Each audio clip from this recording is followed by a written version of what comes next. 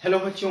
तो आज हम लोग मिले हैं दर्पण सूत्र के फॉर्मूला पे बेस्ड क्वेश्चन करने के लिए।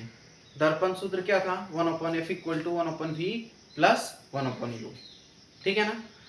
इस पे बेस्ड जो चिन्ह परिपाटी था, कल बहुत डिटेल में हम लोग बात किए थे। अगर आप लोग वो वीडियो नहीं देखे हैं तो प्लीज़ सबसे पहले चिन्ह परिपाटी का वीडियो देखिए, क्योंकि बिना चिन्ह परिपाटी पढ़े हुए आप लोग न्यूमेरिकल बनाने जाइएगा तो डाउट आएगा। ठीक है, हम लोग पढ़ चुके हैं, इसलिए ये वाला वीडियो न्यूमेरिकल के लिए, लेकिन उन लोगों के लिए है जो चिन्ह परिपाटी को अच्छे से क्रिस्टल क्लियर करके आए हुए हैं, तभी आज मजा आने वाला है पढ़ने में।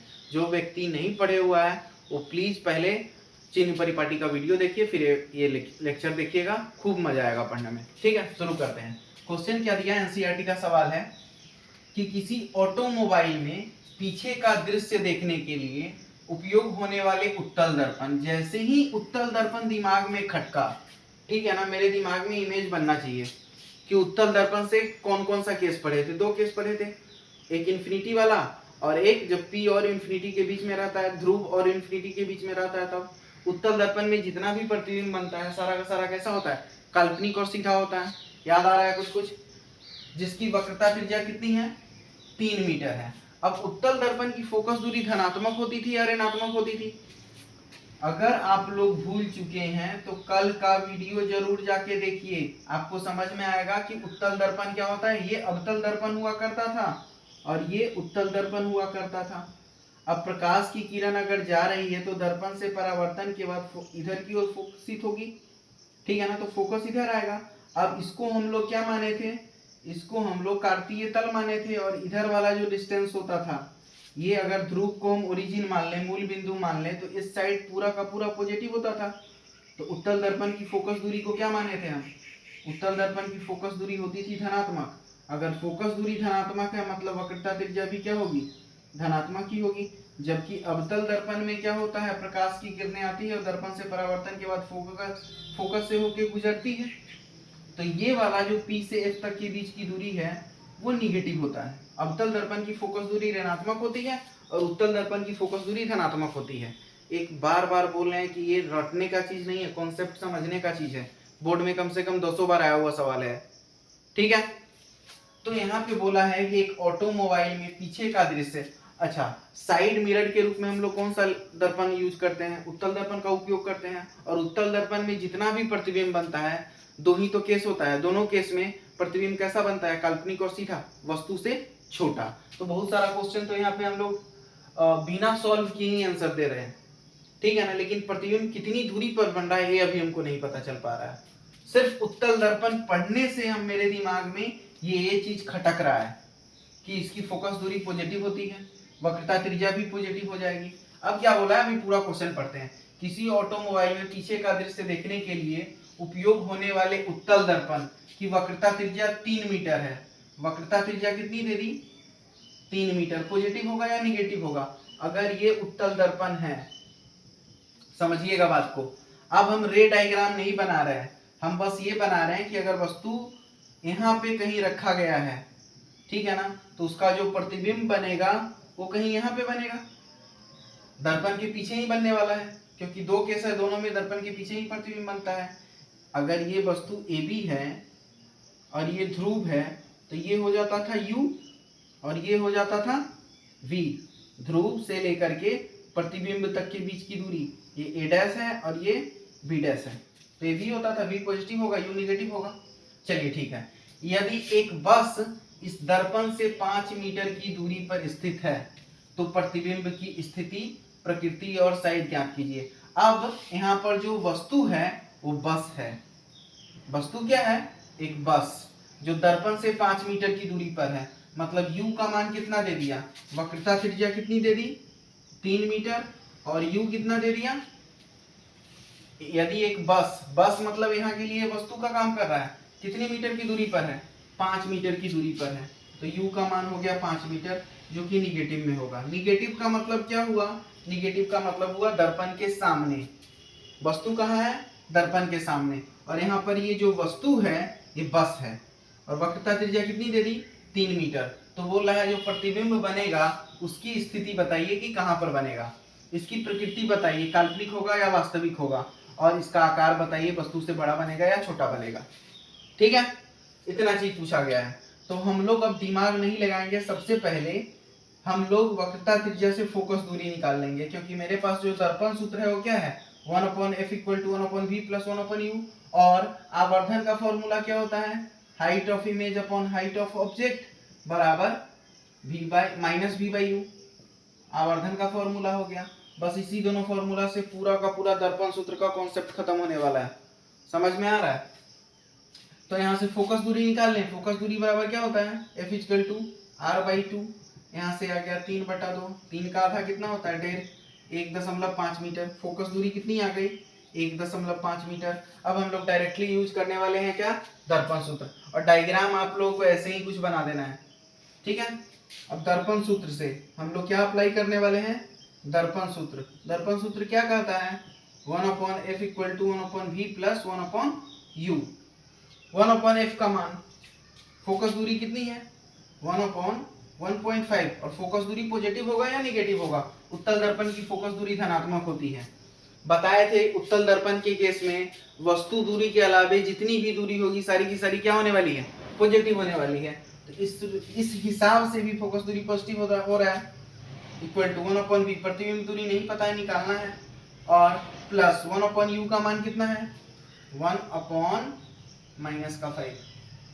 कुछ नहीं किए हैं, जो फॉर्मूला है उसमें पुट कर दिए हैं। फोकस दूरी का मान 1.5 है, प्रतिबिंब दूरी मेरे से पूछा गया है, और वस्तु की दूरी ध्रुव से कितनी है, 1.5 मीटर, और सॉरी 5 मीटर, तो 5 मीटर रख दिए हैं। यहाँ प्लस है, यहाँ माइनस है, तो प्लस माइनस क्या हो जाएगा, माइनस। तो एक लाइन और अगर हम लिखें तो यहाँ से लिखेंगे 1/1.5 बराबर 1/v माइनस 1/5। कुछ नहीं किया यहाँ पर बस प्लस माइनस माइनस कर दिए हैं। अब यहाँ से आगे देखिए कहानी, अगर हम इस दशमलव को हटाएं तो ऊपर में क्या होगा, ऊपर में 10 आएगा और नीचे आएगा 15, इक्वल टू 1/v माइनस 1/5। 3 के टेबल से दोनों कट रहा है क्या, 5 के टेबल से दोनों कट रहा है, 5 दूनी 10 और 5 तिहाई 15। ठीक है, अब 1/v को अकेला रखिए और माइनस 1/5 को बराबर के इधर शिफ्ट कर रहा है। ठीक है, तो ये हो गया 1/v = 2/3, और ये माइनस 1/5 बराबर के इधर गया तो प्लस का 1/5। ठीक है, यहाँ से क्या आ गया, 1/v = एलसीएम ले लिए तो ये 15 आ गया, 15, 3 × 5 = 15, 5 दूनी 10 और प्लस 5 तिहाई 15, 3, 13/15। 1/v बराबर क्या आ गया, 13/15। अपने को 1/v नहीं चाहिए, अपने को क्या चाहिए, प्रतिबिंब की स्थिति। मतलब प्रतिबिंब की स्थिति का मतलब क्या हुआ, v चाहिए। प्रतिबिंब की ध्रुव से कितनी दूरी पर बन रहा है प्रतिबिंब, ये चाहिए। तो हमको 1/v नहीं चाहिए, हमको v चाहिए। तो यहाँ से हम क्या कर सकते हैं, क्रॉस मल्टीप्लाई करेंगे तो 13v बराबर क्या आ गया, 15। तो v बराबर क्या आ गया, 15/13, 15/13, ये v का मान आया। अब यहीं से बहुत कुछ क्लियर हो रहा है। v का मान पॉजिटिव आया कि निगेटिव आया, v का मान आ रहा है पॉजिटिव। ये हम पहले से ही बात कर चुके हैं कि अगर v का मान पॉजिटिव आए तो प्रतिबिंब कैसा होगा, काल्पनिक एवं सीधा। v का मान अगर पॉजिटिव आए तो प्रतिबिंब कैसा होगा, काल्पनिक एवं सीधा। प्रकृति समझ में आ गया कि कहाँ क्या होगा, काल्पनिक एवं सीधा। और वस्तु से कितनी दूरी पर बना, 15/13 मीटर की दूरी पर। अगर हम 15 में 13 से भाग देंगे तो 1 दशमलव समथिंग आएगा। 15 में 13 से भाग देने पर 1.15 मीटर आएगा। तो v का मान कितना आ गया, 1.15 मीटर। आप लोग भाग देके चेक कर सकते हैं कि v का मान कितना आ गया, 15/13। अगर हम 13 में 15 से भाग देते हैं तो अप्रोक्सीमेटली कितना वैल्यू आता है, 1.15 मीटर। मतलब अगर वस्तु कितनी दूरी पर था, वस्तु यहाँ से देखिए 5 मीटर की दूरी पर था, 5 मीटर की दूरी पर, तो जो प्रतिबिंब बना है वो लगभग 1.15 मीटर की दूरी पर बना है, और काल्पनिक बना है और सीधा बना है। हमको कैसे पता चला कि ये प्रतिबिंब काल्पनिक और सीधा है, क्योंकि एक रीजन तो ये है कि उत्तल दर्पण में जो भी प्रतिबिंब बनता है वो काल्पनिक एवं सीधा होता है। दूसरा, v का मान पॉजिटिव आया है, और v का मान जब भी पॉजिटिव आएगा, हम लोग बोले कल बात किए थे कि वो प्रतिबिंब कैसा बनेगा, काल्पनिक और सीधा बनेगा। अभी तक हम लोगों को ये चीज पता चल गया कि प्रतिबिंब की प्रकृति कैसी है और प्रतिबिंब कहाँ बन रहा है, कितनी दूरी पर बन रहा है। साइज का पता नहीं चल रहा है कि वस्तु का जो प्रतिबिंब का जो आकार होगा वो छोटा बनेगा या बड़ा बनेगा। हम लोग रट के तो बैठ चुके हैं कि उत्तल दर्पण में जो भी प्रतिबिंब बनता है वो वस्तु के आकार से छोटा होता है, लेकिन रटने से काम तो चलेगा नहीं। यहाँ पे आपको प्रमाणित करके दिखाना पड़ेगा कि वस्तु का जो भी आकार है उससे प्रतिबिंब का आकार छोटा बना है, ठीक है ना। इसके लिए हम लोग आवर्धन का सूत्र अप्लाई करेंगे। आवर्धन का सूत्र क्या कहता है, आवर्धन का सूत्र ये कहता है कि m बराबर height of image upon height of object बराबर माइनस v अपॉन u। अब न तो प्रतिबिंब की ऊंचाई दी हुई है ना ही वस्तु की ऊंचाई दी हुई है, तो ये वाला फॉर्मूला तो अप्लाई नहीं होगा। फिर बचा कौन, ये वाला लगा दीजिए, आवर्धन बराबर माइनस v, माइनस की जगह माइनस। अच्छा, किसी बच्चों को अगर डाउट हो रहा है कि 15/13 1.15 आएगा कि नहीं, तो आप लोग बहुत सरल तरीके से 13 से 15 में भाग दे दीजिए, एक आ गया, ये आ गया 13, ये 2 हो गया, दशमलव लगाइए, यहाँ पे 1 0 रखिए, 13 इकाई 13, ये आ गया 7 0, 13 5 65, ये आ गया 5, ठीक है ना, 1.15 लगभग में आ रहा है आंसर, ठीक है। तो वस्तु कितनी दूरी पर था, 5 मीटर की दूरी पर था, और प्रतिबिंब कितनी दूरी पर बना है, लगभग 1.15 मीटर की दूरी पर बना है। अब ये काल्पनिक है या सीधा है ये चेक करना है। इसके लिए हम क्या करेंगे, m का मान निकालेंगे minus v by you, minus v का मान कितना है 1.15, या फिर आप यहाँ पर 15/13 का भी यूज कर सकते हैं, ठीक है ना। हम यहाँ पे फिलहाल 15/13 का यूज करने वाले हैं, और इसमें हम भाग देने वाले हैं कितना से, u से। u का मान कितना है, u का मान -5 है, u का मान आ गया -5, माइनस से तो माइनस पहले कट गया। अब यहाँ से सॉल्व करने का मेथड देखिए, यहाँ पे ये वाला वैल्यू हम न लेकर के 15/13 लिए हैं, ये ज्यादा एक्यूरेट मान देगा, ठीक है। अब हम क्या कर रहे हैं, 15/13 में भाग दे रहे हैं 5/1 से। यहाँ से क्या सॉल्व हो क्या आया, 15/13 गुने 1/5, 5 से कट गया, 5 तिहाई 15, और ये है 13, ठीक है। यहाँ से आ गया 3/13, यहाँ से वैल्यू कितना आ गया 3/13। 3/13 को जब हम लोग भाग दे रहे हैं तो आ रहा है 0.23, आ रहा है 0.23। अब समझिएगा, 13 में 3 से भाग देने पे 0.23 आता है। अब हम लोग बात किए थे जब चिन्ह आवर्धन पढ़ रहे थे, वहां पे आप लोगों को बताया गया था कि m का मान अगर पॉजिटिव है, इसका मतलब होता है प्रतिबिंब कैसा बनेगा, काल्पनिक एवं सीधा, काल्पनिक एवं सीधा। अब गौर से नोटिस करिए, m का जो मान आया है वो प्लस का 0.23 मीटर आया है आवर्धन। इसका मतलब पॉजिटिव साइन क्या बताता है कि प्रतिबिंब काल्पनिक एवं सीधा होगा। ये तो पहले से भी पता चल गया, v पॉजिटिव है मतलब काल्पनिक और सीधा, m पॉजिटिव है मतलब काल्पनिक और सीधा। समझ में आ रहा है। दूसरा क्या पता चला, m का जो मान है वो लेस देन 1 है, आवर्धन का मान 0.23 है, और 0.23 1 से छोटा होता है, और जब आवर्धन का मान 1 से छोटा हो तो प्रतिबिंब का आकार कैसा होता है, वस्तु के आकार से छोटा। प्रतिबिंब का आकार वस्तु के आकार से छोटा, वस्तु के आकार से छोटा। और ये तो हम लोग रट के भी बैठे हुए हैं कि जो उत्तल दर्पण होता है इसमें प्रतिबिंब का आकार वस्तु के आकार से छोटा बनता है, और यहाँ पे साफ साफ दिखाई भी दे रहा है कि जो m का मान है वो 0.23 है, जो कि 1 से छोटा होता है। कभी भी m का मान अगर 1 से छोटा आ जाए तो प्रतिबिंब का जो आकार होगा वो वस्तु के आकार से क्या होगा, छोटा होगा। प्रतिबिंब का आकार वस्तु के आकार से छोटा, ठीक है। और कितना गुना छोटा है, तो 0.23 गुना छोटा है, 0.23 गुना छोटा आकार है, छोटा आकार है प्रतिबिंब का, दैट्स इट। क्वेश्चन हो गया खत्म। बहुत ही कमाल का क्वेश्चन है, एक बार फिर से रीड करते हैं और आप लोग को एक बार और समझाया जाए। बोला गया है कि किसी ऑटोमोबाइल में पीछे का दृश्य देखने के लिए हम लोग कौन सा दर्पण लगाते हैं? उत्तल दर्पण का उपयोग करते हैं, पढ़ चुके हैं, साइड मिरर के रूप में। उत्तल दर्पण की वक्रता त्रिज्या दी हुई है 3 मीटर। उत्तल दर्पण जैसे ही दिमाग में खटका, यू के अलावे सब कुछ पॉजिटिव, तो वक्रता त्रिज्या भी पॉजिटिव, तो फोकस दूरी भी क्या हो जाएगा? पॉजिटिव।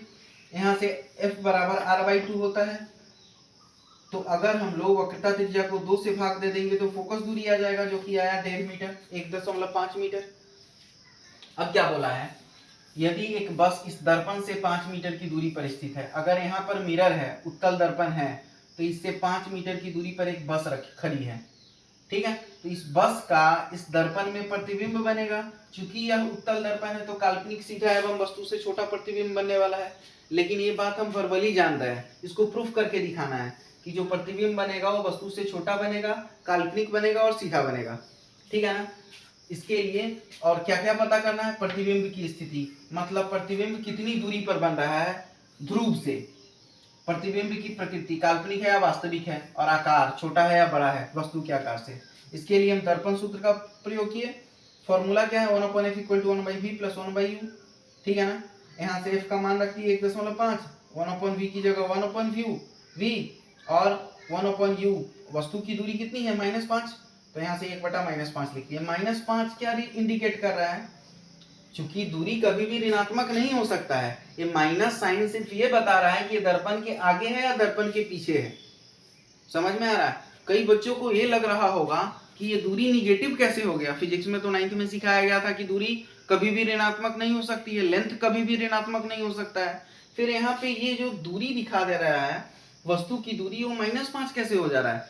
तो भैया यहाँ पे ये बता रहा है निगेटिव साइन कि ये दर्पण के सामने रखा हुआ है, बस ये इंडिकेट कर रहा है। आप कार्तीय तल के हिसाब से सोचिए ना, कार्तीय तल में एक्स एक्सिस के अगर ओरिजिन के अगर हम लेफ्ट साइड में जा रहे हैं तो ये निगेटिव साइन क्या बताता है? निगेटिव साइन ये बताता है कि ये लेफ्ट साइड में है।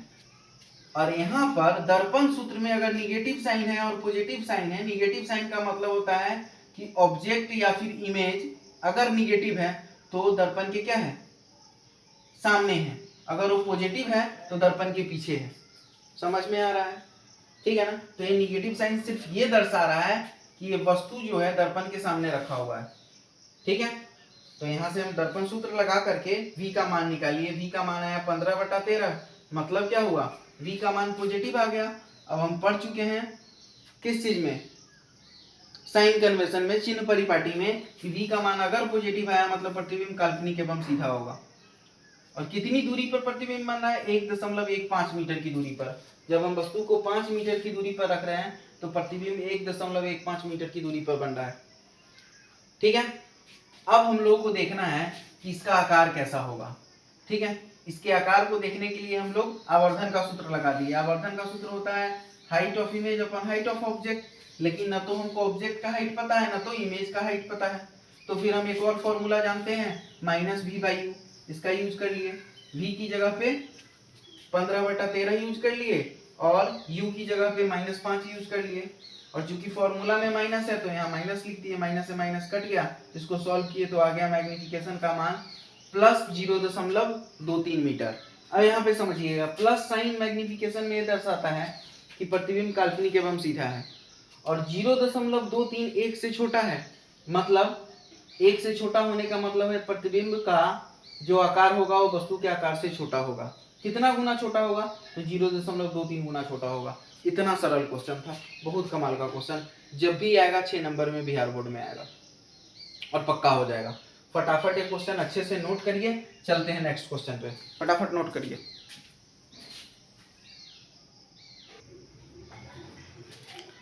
आइए देखते हैं नेक्स्ट क्वेश्चन। इसमें बोला गया है कि कोई 4 सेंटीमीटर साइज का वस्तु किसी 15 सेंटीमीटर फोकस दूरी के अवतल दर्पण से 25 सेंटीमीटर की दूरी पर रखा है। बहुत बात एक साथ बोला गया है। सबसे पहले हम लोग देख रहे हैं कौन सा दर्पण है? अवतल दर्पण। यहाँ पर एक अवतल दर्पण बना लीजिए। क्वेश्चन अटेम्प्ट कैसे करना है ये आपको सिखाया जा रहा है, ठीक है। ये प्रिंसिपल एक्सिस हो गया, ये ध्रुव हो गया, ये कहीं वक्रता केंद्र होगा, ये कहीं फोकस होगा, इधर या इधर दोनों में से किसी एक साइड इमेज बनेगा। अब बोला है कि कोई वस्तु है जो 4 सेंटीमीटर साइज का है।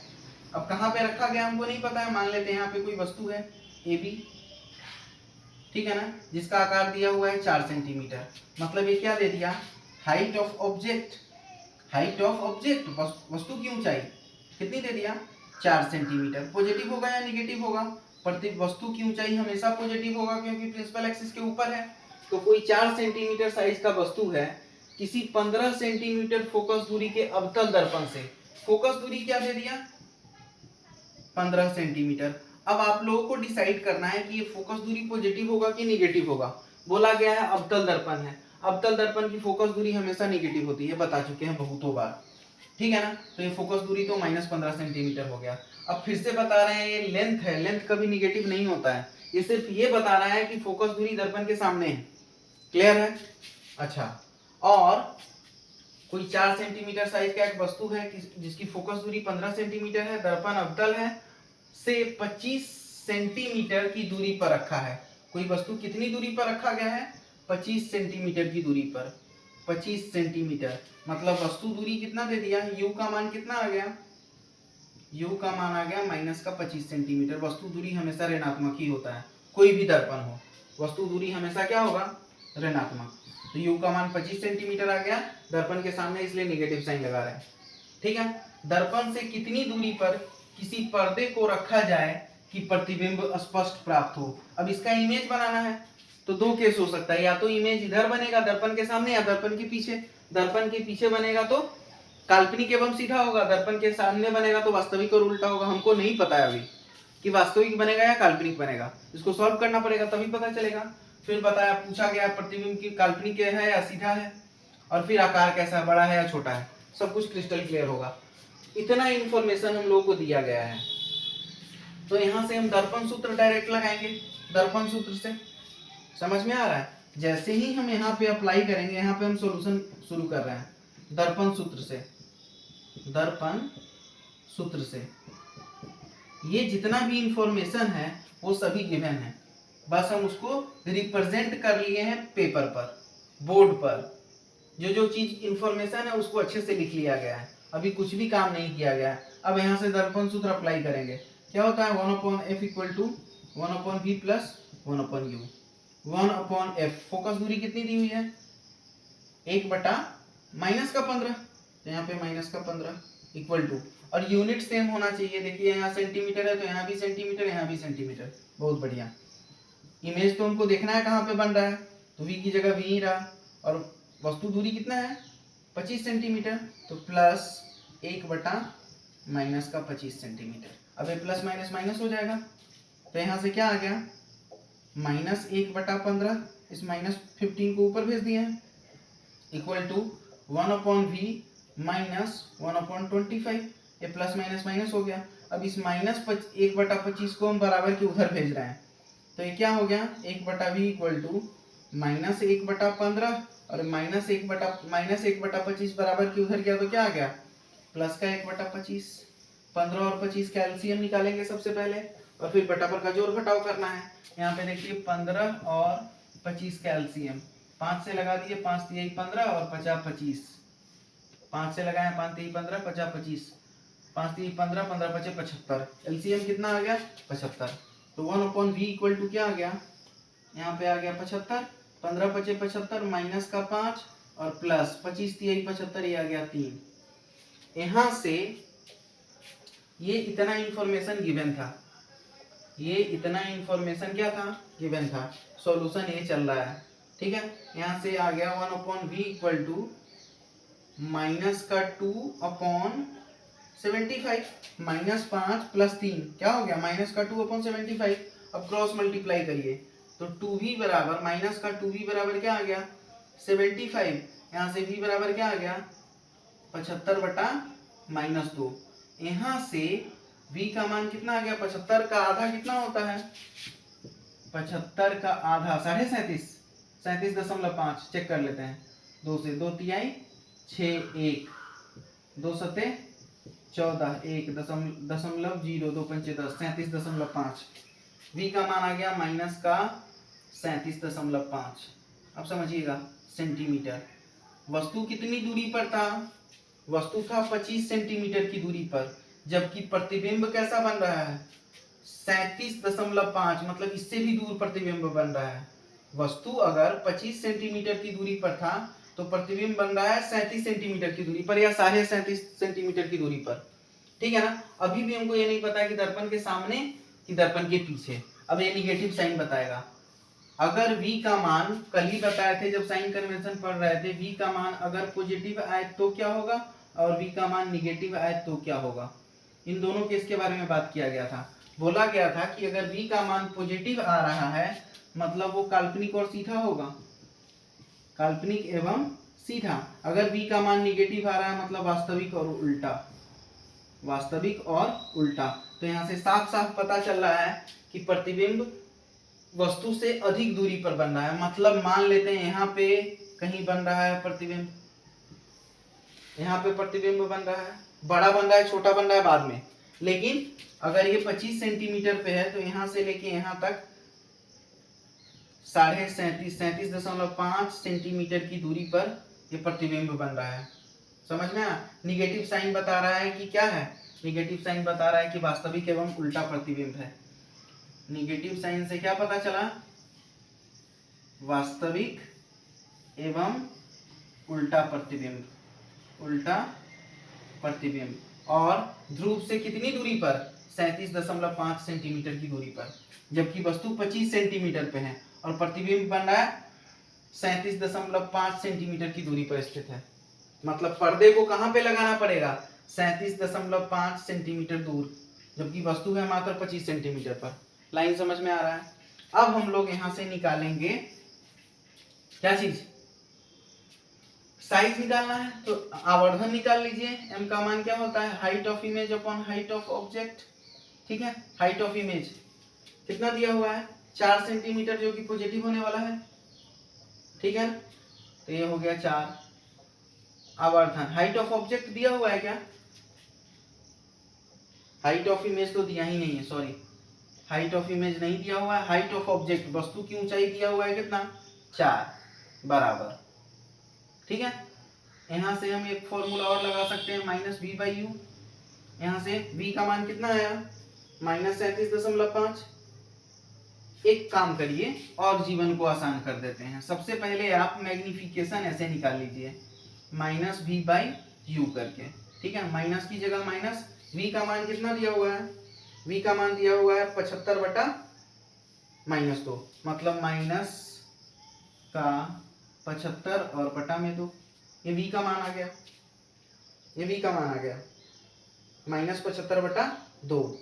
और पहले से फॉर्मूला में है माइनस और बटा में u। u का मान कितना है, u का मान आ गया -25, ये आ गया -25। यहाँ से माइनस माइनस प्लस हो गया। ठीक है, तो ये आ गया 75/2 और भागा, हम कितना से भाग दे रहे हैं -25 से। यहाँ से जब हम सॉल्व करेंगे तो क्या आ जाएगा 75/2, भाग को गुना में बदलिए तो ये आ गया 1/-25, 25 से कट गया 25 3 75, ये आ गया -3/2। मतलब क्या आ गया इसका आंसर 3/2 का मतलब क्या होता है, जब हम लोग 2 को 3 से भाग देते हैं, जब 2 को 3 से भाग देते हैं तो 1 मरतबे लगा, 2 इकाई 2, 1.025 पर 1.5 आ गया -1.5 सेंटीमीटर। मतलब m का मान, अब समझिएगा m का मान आया है निगेटिव। m का मान निगेटिव आने का मतलब क्या है, m का मान कल ही बताए थे कि m का मान या तो पॉजिटिव आएगा नहीं तो निगेटिव आएगा। m का मान अगर पॉजिटिव आ रहा है तो काल्पनिक और सीधा, m का मान अगर निगेटिव आ रहा है तो वास्तविक एवं उल्टा। यहाँ से भी क्लियर हो गया कि प्रतिबिंब कैसा होगा, वास्तविक एवं उल्टा। ठीक है, अब यहाँ पे चेक करिए जो m का मान है वो कितना दिया हुआ है 1.5, मतलब ग्रेटर देन 1 है। m का निगेटिव साइन को भूल जाइए, निगेटिव साइन तो बस ये बता रहा है कि वास्तविक है कि काल्पनिक है। तो m अगर निगेटिव है मतलब वास्तविक एवं उल्टा प्रतिबिंब बन रहा है। और दूसरा चीज m का मान 1.5 आया है। m का मान 1.5 आने का मतलब क्या है कि m का मान 1 से बड़ा है। 1 से बड़ा होने का मतलब क्या होता है, m का मान अगर 1 से बड़ा हुआ इसका मतलब होता है प्रतिबिंब का आकार बड़ा है। प्रतिबिंब का आकार बड़ा है वस्तु के आकार से, वस्तु के आकार से। ठीक है, ये भी पता चल गया, लेकिन ये नहीं पता चला है कि कितना, ये नहीं पता चला है कि प्रतिबिंब का आकार कितना है। जैसे वस्तु का आकार 4 सेंटीमीटर तो पता चल रहा है, प्रतिबिंब का आकार कितना सेंटीमीटर का होगा वो भी निकाल लेते हैं। अभी समझिएगा, यहाँ पे बता दें तो m बराबर होता है height of image upon height of object बराबर माइनस v बाई यू। अब यहाँ से चेक करिए, हाइट ऑफ इमेज हमको नहीं पता है, निकालना है। हाइट ऑफ ऑब्जेक्ट कितना दिया हुआ है, वस्तु की ऊंचाई 4, तो यहाँ पे रख दिए 4, और माइनस v बाई यू का मान हम पहले से ही निकाल के बैठे हुए हैं, कितना, माइनस का 1.5। कितना निकाल के बैठे हुए हैं, माइनस का 1.5। ठीक है, तो यहाँ से क्या पता चला कि जो हाइट ऑफ इमेज होगा, क्रॉस मल्टीप्लाई कर रहे हैं, तिरछा गुना, तो हाइट ऑफ इमेज क्या आ गया, हाइट ऑफ इमेज आ गया 15 चौका 60 माइनस का 6 सेंटीमीटर। मतलब वस्तु 4 सेंटीमीटर का है तो प्रतिबिंब कितने सेंटीमीटर का बन रहा है, 6 सेंटीमीटर का। और नेगेटिव साइन क्या बता रहा है कि प्रिंसिपल एक्सिस के नीचे कितने सेंटीमीटर पे, 6 सेंटीमीटर पर। ठीक है ना, इस तरह से क्वेश्चन हो गया बहुत ही आसानी से। अगर ये बोर्ड में आया तो 6 नंबर में आएगा। एक एक स्टेप सब कुछ समझाया गया है अच्छे से। आप लोग एक बार अच्छे से इसको सॉल्व करिएगा। एक बार हम एनसीईआरटी से इसका आंसर चेक कर लेते हैं। ठीक है, एनसीईआरटी का ही क्वेश्चन है। तो प्रतिबिंब की ऊंचाई क्या दे दिया, माइनस का 6 सेंटीमीटर। प्रतिबिंब की ऊंचाई हो गया माइनस का 6 सेंटीमीटर। माइनस साइन क्या बता रहा है कि ये मुख्य अक्ष के नीचे बन रहा है। मुख्य अक्ष के नीचे प्रतिबिंब बनेगा तो कैसा होगा, वास्तविक एवं उल्टा। ठीक है ना, m का मान नेगेटिव साइन ये भी बताता है कि वास्तविक एवं उल्टा। ठीक है, और m का मान 1 से बड़ा आने का मतलब क्या हुआ, प्रतिबिंब का आकार बड़ा है वस्तु के आकार से। ये आंसर चेक करते हैं। पर्दे को दर्पण से 37.5 सेंटीमीटर की दूरी पर रखना चाहिए। प्रतिबिंब वास्तविक है, प्रतिबिंब वास्तविक है। और कितनी दूरी पर रखना चाहिए, 37.5 सेंटीमीटर की दूरी पर रखना चाहिए। क्वेश्चन बिल्कुल क्रिस्टल क्लियर हो गया। अब उम्मीद करते हैं कि इन दोनों क्वेश्चन का आप प्रैक्टिस करिएगा और बोर्ड में आए गए सवाल का आप एक बार क्वेश्चन बैंक उठा करके ट्राई करिए। कोई भी डाउट आ रहा है तो बेहिचक पूछिए, आपको सॉल्यूशन मिलेगा उसका प्रॉपर तरीका से। समझ में आया। और अच्छे से इस सब क्वेश्चन को समझना है। चिन्ह परिपाटी अगर आप अच्छे से समझ चुके हैं तो क्वेश्चन बिल्कुल मक्खन जैसे सॉल्व हो जाएगा। ठीक है ना, क्वेश्चन में कुछ भी दम नहीं बचेगा। फिर अच्छे से इस क्वेश्चन को नोट करना है और फिर प्रैक्टिस करना है। अब एक लास्ट टॉपिक बच गया है प्रकाश के परावर्तन का। वो कौन सा टॉपिक है, वो भी क्वेश्चन आता है तो 6 नंबर में ही आता है। मोस्ट इंपोर्टेंट क्वेश्चन, दर्पण सूत्र को प्रमाणित करना है। मतलब 1/f = 1/v + 1/u। कल के वीडियो लेक्चर अपने आप में एक महत्वपूर्ण वीडियो लेक्चर होने वाला है, क्योंकि हम लोग दर्पण सूत्र को प्रमाणित करने वाले हैं बहुत डिटेल में। ठीक है ना, तो रेडी होके आइएगा। आज के लिए इतना ही। Thank you.